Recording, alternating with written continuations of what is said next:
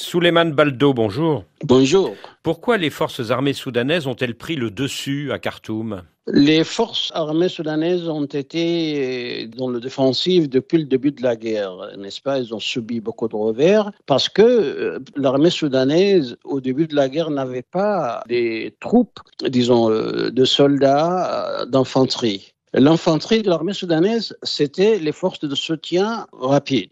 Et donc, lorsque les forces de soutien rapide se sont tournées contre cette armée, c'est pourquoi ils ont perdu plusieurs quartiers généraux dans la capitale, y compris les quartiers généraux de l'armée soudanaise tout entière. Et depuis le mois de septembre 2024, l'armée soudanaise a pu recruter des milliers de volontaires.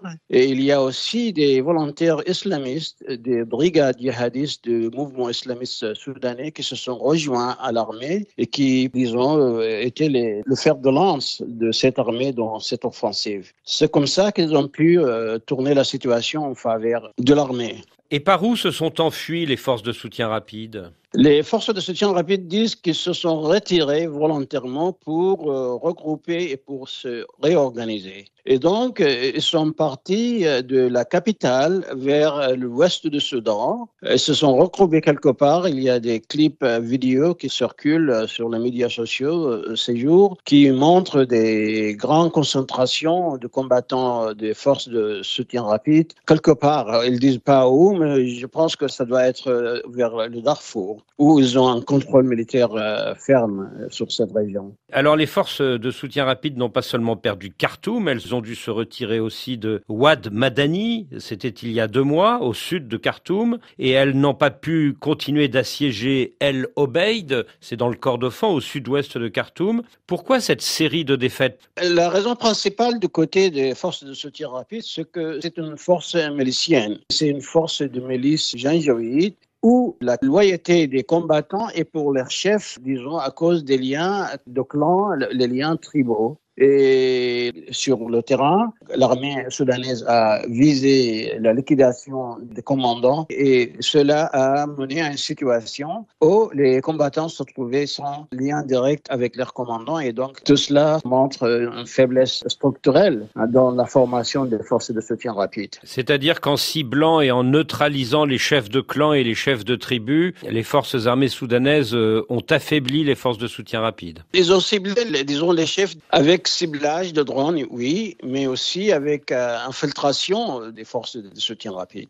Il y a, par exemple, Yalaha, c'est l'un des plus récents, c'est quelqu'un qui était très illustre dans les rangs de forces d'intervention rapide et sa liquidation a beaucoup affaibli le moral de ces forces. Et ce chef de guerre, il a été assassiné où? C'était quelqu'un qui était dans le centre du Soudan, dans la région de la capitale, et ses combattants disent que c'était par drone qui a visé son véhicule. Son véhicule a été ciblé par un drone. Voilà, c'est ça. À Ouad Madani, au sud de Khartoum, les FSR ont commis des atrocités contre la population. Est-ce que c'est l'une des raisons pour lesquelles ils ont perdu le contrôle de cette ville? Partout, ils se sont déployés, les forces de soutien rapide se sont attaquées à la population civile.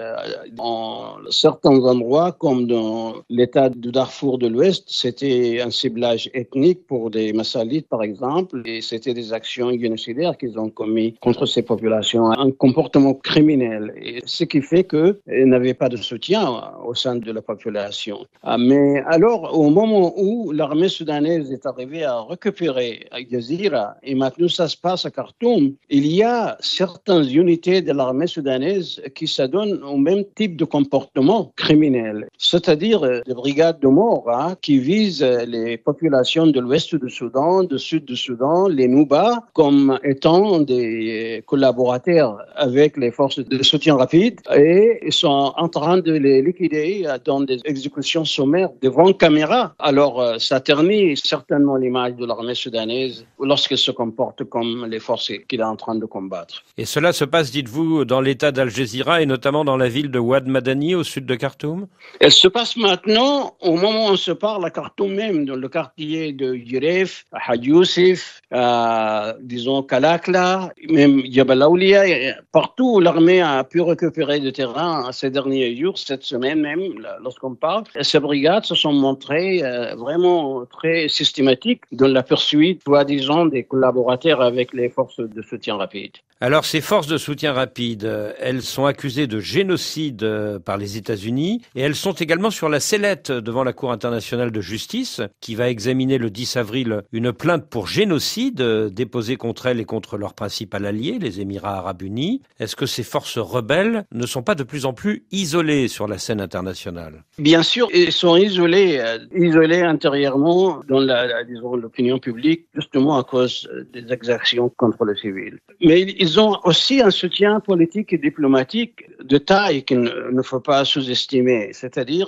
les Émirats arabes unis soutiennent entièrement les forces d'intervention rapide et utilisant leur influence diplomatique sur plusieurs pays africains, particulièrement dans l'Est de l'Afrique, comme le Kenya, l'Ouganda, l'Éthiopie. Ce qui permet au général Hemeti de circuler entre Nairobi et Addis Abeba.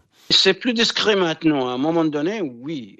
Au mois de janvier 24, par exemple, il a fait une tournée pendant laquelle il a été reçu comme un chef d'État par le Kenya, par l'Ouganda, par l'Éthiopie, mais même par l'Afrique du Sud. Mais en ce moment, ces pays vont faire un peu plus d'attention à cause de cet isolement international. Malgré sa défaite militaire de Khartoum, le général Hemeti affirme qu'il n'y aura ni retraite ni reddition. Mais est-ce qu'il a les moyens de continuer le combat? Alors, il y a deux choses, n'est-ce pas? Hemeti a fait ses affirmations, ses menaces dans son adresse à l'occasion de Eid al-Fitr. Le même jour, Burhan a fait un discours similaire où il a dit pas de négociation, pas de compromis avec les forces de soutien rapide, on ira dans la guerre jusqu'à la fin. Donc, les deux belligérants sont vraiment déterminés à continuer la guerre. Est-ce que les forces de soutien rapide a la force de continuer la guerre? Bien sûr, ces combattants qui se sont retirés du centre de Soudan sont intacts et se sont retrouvés pour se préparer à une nouvelle phase de combat. Et donc la guerre